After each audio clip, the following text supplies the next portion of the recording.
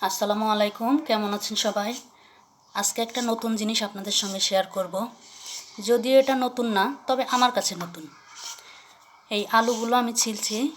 আলুগুলো দিয়ে আমি আলুর চিপস তৈরি করার জন্য আলুগুলো ছোট ছোট করে কেটে হালকা পানিতে সিদ্ধ করে তারপর রোদে শুকাবো। এটা আমার কখনো করা হয়নি, খাওয়া হয়েছে বাট করা হয়নি, তাই আজকে আমি এটা করব। আমার বোন আমাকে করে দিয়েছিল, আমার মেয়ে খুব পছন্দ করেছে, তাই আমি একটু চিন্তা করছি যে নিজে নিজে একটু করে দেখি কেমন হয়।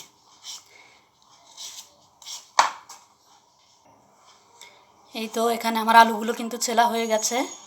এখন এই আলুগুলো পাতলা পাতলা করে কেটে নেবার পালা।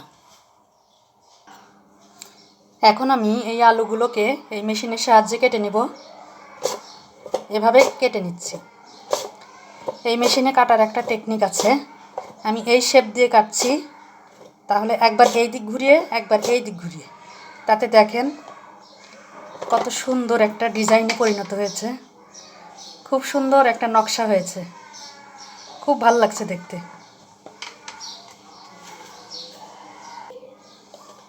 কোনো কাজই আসলে পারি না এটা বলা ঠিক না। আমি এটা করিনি, তবে একটু সাহস করে করার চেষ্টা করছি, দেখি কেমন হয়।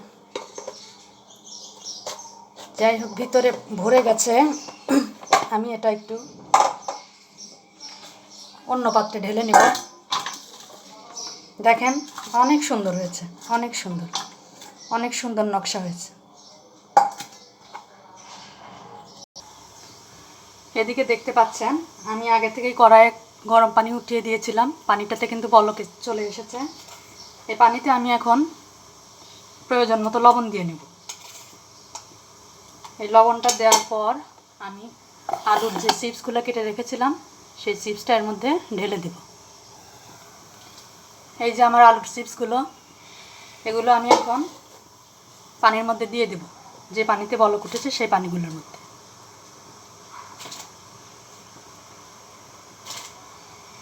আসলে এর আগে কখনো আমার বানানো হয়নি, তাই একটু ভয় ভয়ও লাগছে, কেমন হবে জানি না। একটু চেষ্টা করে তো দেখাই যায় কেমন হয়।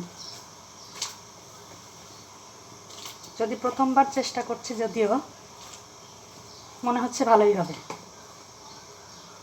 কারণ রান্নার কিছুটা অভিজ্ঞতা তো আছে। সেই অভিজ্ঞতাটাকে কাজে লাগিয়েই দেখি।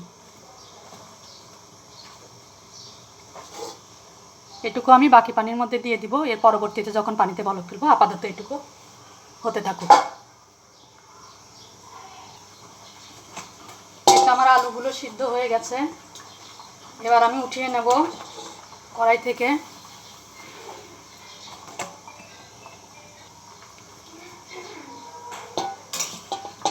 সবগুলো উঠিয়ে নেব।